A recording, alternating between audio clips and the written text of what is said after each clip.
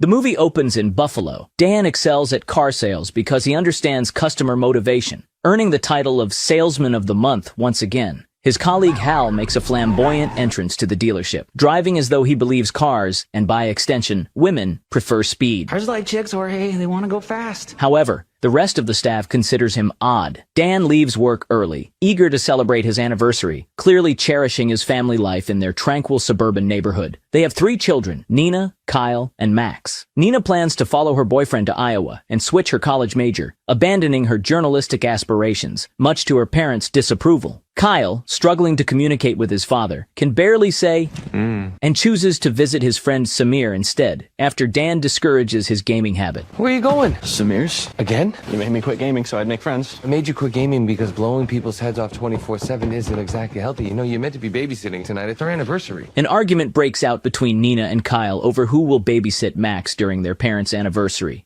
Dan intervenes, assigning Nina the babysitting duties and suggesting it might be beneficial for Kyle to spend some time outside the home. Nina agrees reluctantly, masking her frustration as she suspects Kyle's real intentions at Samir's. The guy rides to Samir's house and hands over $200 as a rent payment for his gaming setup in the garage. Unbeknownst to his family, Kyle has gained popularity as a streamer known as Killboy, renowned for his skill in shooting games. Dan and Jessica celebrate their anniversary each year by visiting a carnival. While waiting in line for a roller coaster, some young guys watching Killboy's stream are so captivated Oh man, Killboy is awesome. that they let Dan and Jessica go ahead. Dan enjoys spending time this way, but Jessica craves more excitement. You're such a creature of habit. I love that about you. Oh, we have sex on Thursdays? After an exhilarating roller coaster ride, Dan promises to make their outings less predictable. During a tender moment as they kiss, someone snaps a photo without permission. Dan confronts the guy, asking him to delete it, but the young man mocks him and escalates the situation by posting the photo online and insulting them, calling Dan a loser. Jessica urges Dan to ignore it, but the provocateur spills his drink on Dan, taunting Jessica about being with a wimp. Dan, struggling to control his anger, walks away despite the disrespect.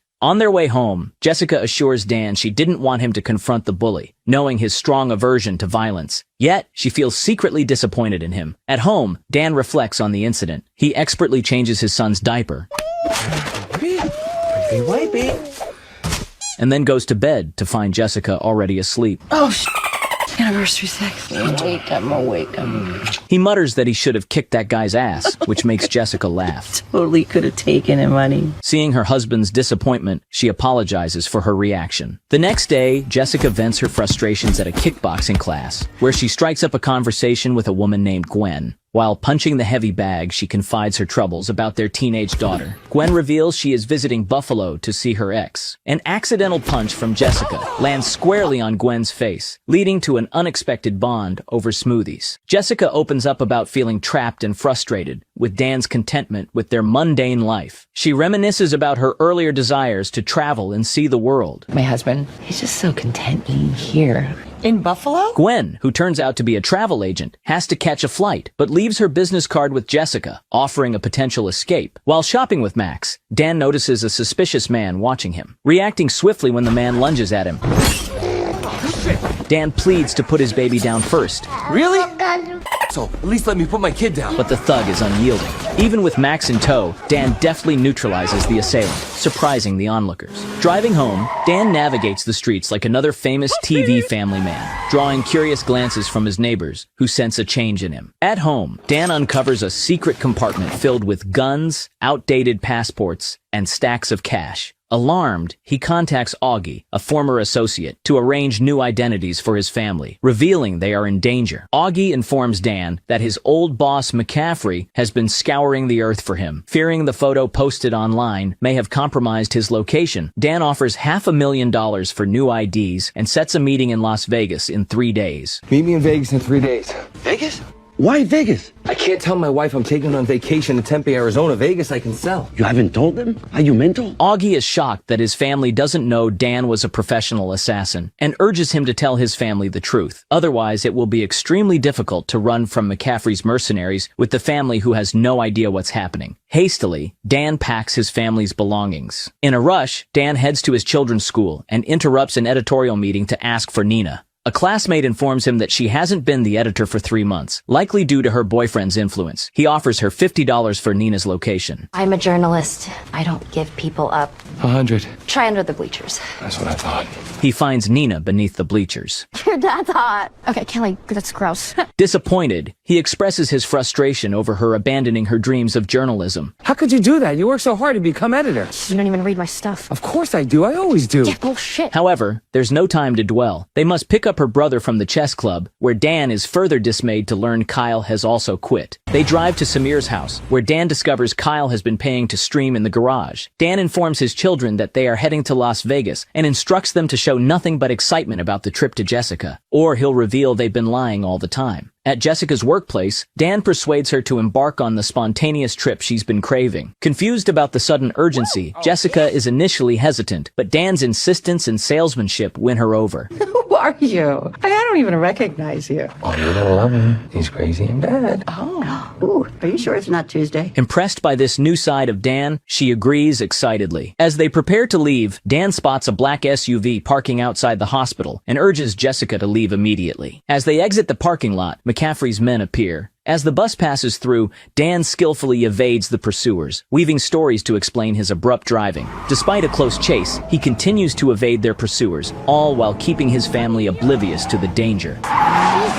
Sorry about that. There, Leadfoot. Like a squirrel or something jumped out in front of me. Realizing there's a tracker in his car, Dan quickly drives into his workplace, narrowly closing the gates on the pursuers. In a hurried attempt to disguise their actions, he lifts the car with his family still inside, claiming he needs to change the oil and check the coolant. Can we not be in the car for it? While under the car, he locates the tracker and manages to remove it just as the pursuers pass by, missing them entirely. Spotting Hal about to test drive a new car, Dan encourages him to push the speed and stealthily attaches the tracker to Hal's vehicle. Get her on the freeway. You open her up and you get a ticket, it's on me. The pursuers fall for the decoy. With 33 hours left until they reach Las Vegas, Dan's wife and kids busily tweet and post about their trip. To avoid detection, Dan collects everyone's phones, declaring it a device-free trip, which frustrates the kids. Yours too. They are unaware that he plans to dispose of the phones completely. Mine too. All of us, okay? Solidarity. Bye! No way you just did that. Oh my God, What? Dad. I just freed our family from the shackles of technology just like that. You've lost your mind. Now, without phones, they rely on old-fashioned navigation. At the travel agency, the clerk is amused when he hears they don't have phones and pulls out dusty old maps. I'm gonna need a credit card. Dan hands him a stack of cash, asking him to book a room in a Las Vegas hotel. For the first time in a long while, the family genuinely bonds. Singing Vanilla Ice's Ice Ice Baby on the road, the parents and eventually the kids join in, What is Ice Ice Baby? creating a memorable family moment. Meanwhile, McCaffrey personally visits Dan's house. His tech guy discovers Kyle's identity as the popular streamer Killboy. McCaffrey orders all his men to locate and intercept the van. Be tough for him to switch cars without tipping off the family. What makes you think they don't know? They're still with him. During the stop, Nina shares her critical view of Kyle's gaming career, echoing her boyfriend's sentiments. Oh, good. Trevor's here. Do you even remember what your own personality's like? No. Kyle says he misses the old Nina with her own personality, who used to be cool. While they talk, a girl recognizes Kyle and asks for a photo with him. In a bathroom along the way, Dan rehearses his confession to Jessica about his past life as an assassin, unsure how to break the news. Afterward, he goes to pay for the rooms. On his way out, Dan notices Kyle talking to that girl, which impresses the father. He asks Nina why the girl took a selfie with Kyle and why she calls him Killboy. Hey, what was all this about? Upon learning that his son is a popular gamer and the girl is going to post those pictures online, he tells the family that all the rooms are booked and they have to keep going. McCaffrey enlists a local motorcycle gang to track Dan. As they close in on a bridge, Dan notices 3 bikers. His family, lulled into sleep by calming music he plays through their headphones, remains unaware as he prepares his silenced gun. He tries to shake off the pursuers, while his family bobbles their heads like bobblehead dog figures on a dashboard. His mirror is shot, but he manages to get rid of one, barely avoiding a crash. Only Max is awake, enjoying the activity. He even helps his father by handing him his milk as a weapon. Dan bumps the 3rd one, sending him flying. What was that? There's a little bit of a pothole there. Actually, you see that? Hey, I was flying. After driving all night, Dan finally closes his eyes, but his family is awake, half a mile away from the college Nina wants to attend. She argues her way into visiting it. Jessica isn't keen on going to the college just to see Nina's boyfriend. We are not going to stop and see Trevor. Actually, meant that I wanted to see campus. Oh, But whatever. Oh, right, because you're really interested in seeing the facilities. Yeah, actually, I am. Are you serious? Eventually, they visit the college, and the place is gorgeous, bustling with festivities. Dan tells Jessica that if they want Nina to listen to them, they should start listening to her first. So Jessica decides to show Nina what college life is really about. Mistaking her for a student from behind, one student offers Jessica a beer from a keg. Hey, sexy, you want me to show you how to do a keg stand? Oh, ew. Sorry, I didn't realize you were a mom. She recalls her athletic college days and decides to show off her keg stand skills, Bear me! impressing even Nina. Don't you ever try anything like that. That was awesome, actually. Beer me? The main reason Nina wanted to visit the campus was because her boyfriend, Trevor, attends this college. Kyle tells Nina, You guys don't get Trevor. We get Trevor. We don't like Trevor. Why? Ever since you've been dating him, you've been like a completely different person. Plus, he treats you like shit. You deserve more. During a campus tour, Dan admits that he's impressed by her performance. She excitedly wonders what her life would be like if she hadn't abandoned her sports career. Especially that cake stand when it was so freaking hot. Yeah? Did you ever have sex on a pole vault, Matt? Don't answer that. Oh my. She also admits she likes his spontaneous behavior over the past few days. Dan spots a suspicious German man on his phone and thinks he might be an operative for McCaffrey. He starts a conversation with the man, asking about his job. Jessica notices their strange conversation. Dan begins to speak German with the man so that his wife can't understand their dialogue. Wenn du darüber reden willst, was in dem Kopf wird, bleibt es zwischen uns. Don't worry, honey, we'll catch up, okay? All right, honey. When she leaves, the man shows what's inside his briefcase. What the hell is that? Hell und Korn. I thought I made this clear. So you're just German? Yeah, genau. However, Dan realizes his mistake when he is unexpectedly attacked by a different individual. They start to fight in the chemistry lab, while his family attends a tour just behind the wall. After a short scuffle, Dan incapacitates the assailant and rejoins his family shortly after to keep moving. But Nina has gone to see Trevor. Nina discovers Trevor cheating on her. You're cheating on me. Monogamy is just a construct of our Western repressive civilization. I thought we were on the same page on that. And returns in tears. Dan attempts to comfort her with his stories, but realizes she doesn't need another dad lecture. Instead, he teaches her a martial arts move to inflict severe pain without lasting damage. It's a 13th century martial art. How do you even know about that? Well, maybe it's more your old man than you thought. Nina uses this move on Trevor, taking a picture as he winces in pain, which boosts her spirit significantly. She returns to the van, appreciating her father more than ever. What did you say to her? It was just a dad lecture. Back on the road, the family bonds even more. As Nina drives, she thanks Dan for always being there for her and considers reclaiming her editorial position at school. Dan supports his daughter and expresses his admiration for her work. I'm serious, that piece you wrote about pervasive corruption in the Board of Education. My God, I got chills. You actually read that? Of course I did. I'm your biggest fan, Beans. At a small motel, the parents finally relax and let off some steam.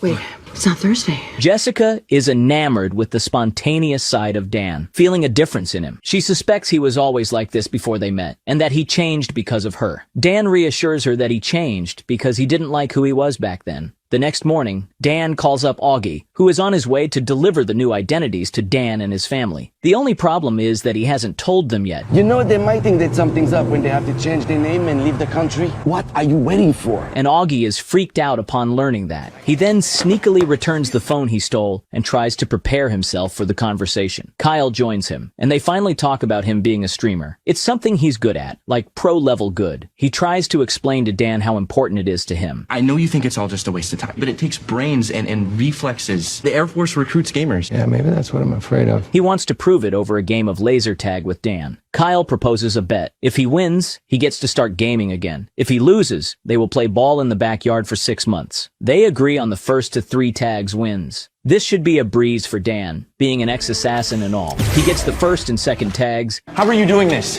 Then Kyle retaliates with 2 of his own, mimicking Dan's tactics. Well, at least I don't need a DNA test. Eventually, Dan gets the last one. Kyle feels conned, but the two grow closer. On their way to Vegas, they really become closer, enjoying the trip. Upon finally arriving in Las Vegas, they stay in one of the top suites in the city. Before settling in, Dan heads downstairs to meet Augie, I gotta run downstairs for a sec. Don't let them raid the minibar, okay? That is not me. who hands him their new identities and tickets for a one-way flight to Vancouver for a hefty price. Dan prepares himself as he plans to tell Jessica the truth over a romantic dinner while the kids babysit Max. Dan instructs them not to leave the suite under any circumstances. There's food in the supersized minibar. You do not open that door for anyone. You got it? All right, have fun. Be good. Not that he expects them to listen. Screw that, right? Oh, yeah. McCaffrey's men are already aware of Dan's location. Being a popular gamer, Kyle suggests visiting the HyperX gaming arena. Nina doesn't want to go to a place full of Kyles, but she has no other options. I think it's just down here. You're gonna love it. I already hate it. In the arena, he meets another popular gamer, Ran. Ran admits he has seen Kyle's streams and offers him a chance to meet Valkyrie and others. Ran gets to know Nina better and decides not to participate in the tournament. So is this your... Oh God. No, I found him. Just over there. Valkyrie asks Kyle to take his place and join her team for the Counter-Strike finals. However, McCaffrey's people are also on their tail. As Nina gets comfortable with Ran, he admits that Valkyrie's team stands no chance. But when all her teammates are eliminated, Kyle single-handedly decimates the enemy team.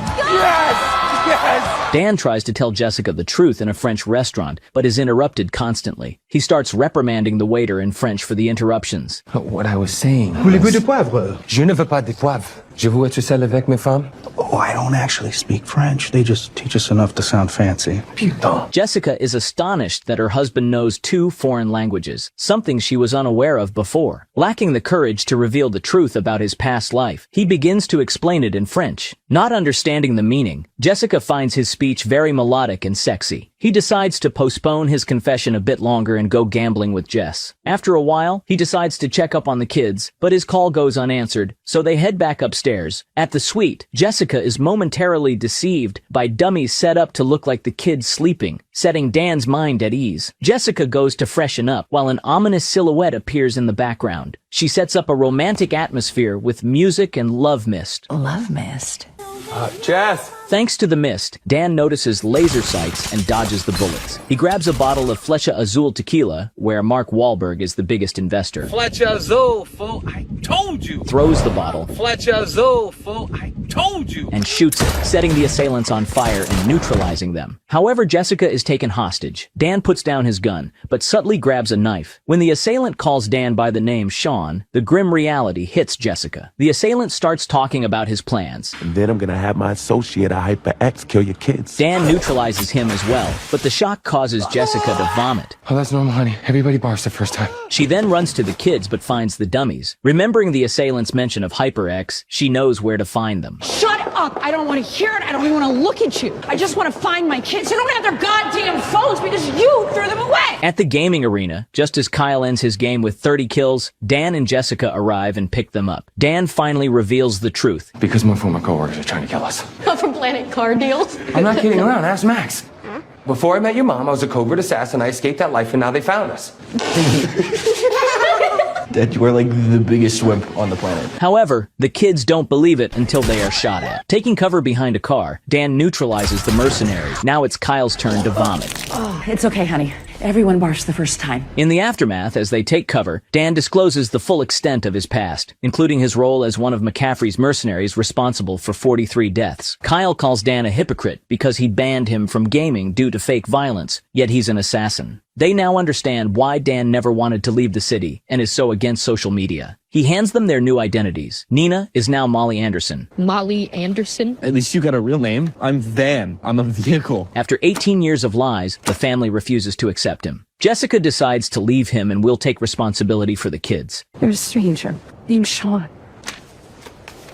Archibald Anderson. Oh, damn it, Augie. She calls Gwen, asking for help, while Dan is left to guard outside until the very morning. Despite Dan trying to explain that it's not safe and McCaffrey will come after them, Jessica just tells him to make it safe and stay away from them. When Jessica arrives, she is amazed to see Gwen waiting for her in a private jet. What are you doing here? I wasn't expecting all this. I was on a layover nearby and I thought, I'll just come get you myself. On the jet, Gwen tells Jessica about her ex in Buffalo. They were together for years, and he left her to marry another woman. You met her? her? I had to. He created this whole life with this woman. I needed to see what she had that I didn't. What did you do? I did what I do best. I got in close. I won her trust, and then I just waited patiently for her to walk into my trap. Jessica realizes she's talking about her. She tries to flee, but McCaffrey is already there. McCaffrey gives Dan a call, showing that his family is in captivity. He arranges a meeting in an abandoned hotel. McCaffrey's henchmen are all over the place. Hello, old friend. He brought you in for this, huh, Spiros? He brought everybody. Dan is flattered. Arriving at the penthouse, McCaffrey asks for a sarcastic hug. It turns out he's Dan's father.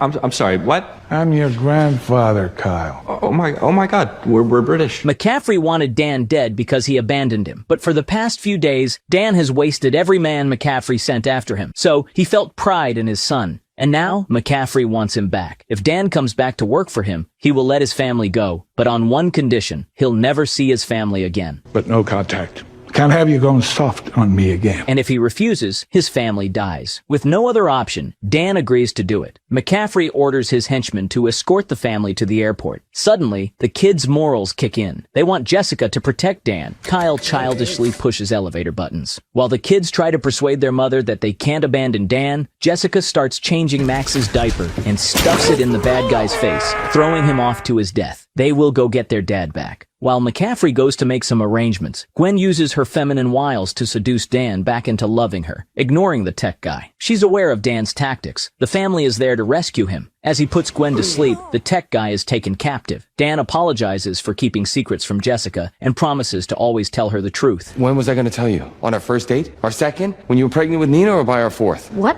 Do the math, Nina. He wants to be her husband and a loving father. Meanwhile, McCaffrey notices that something is wrong. By the way, the tech guy is Kyle's fan. Kyle tries out the drone, and it turns out Dan is really good with technology. You're not anti-technology, you're awesome. The henchmen are coming. He tells his family to go to the roof, and he will deal with them. Kyle will be his eyes and ears. Kyle uses the drone to spot McCaffrey's men and relays information to Dan, who, despite the numbers, skillfully deals with them. McCaffrey notices that the drone is aiding Dan and wakes Gwen up to find the family. Dan tells his dad to call it off. Call it off now! But he doesn't listen, and despite 10 guys shooting with automatic rifles, no one manages to hit Dan. Noticing the elevator going up, Jessica hides the kids and shoots as the elevator arrives, but Gwen just chilled on the left. Gwen taunts Jessica, knowing that she has an advantage in hand-to-hand combat, not taking her seriously. You think you can beat me because you took some kickboxing classes? You know I do this for a living, right? With solid cons still, Kyle says there are 9 guys left. Dan knocks them out one by one, making McCaffrey proud. He finally shoots down the drone.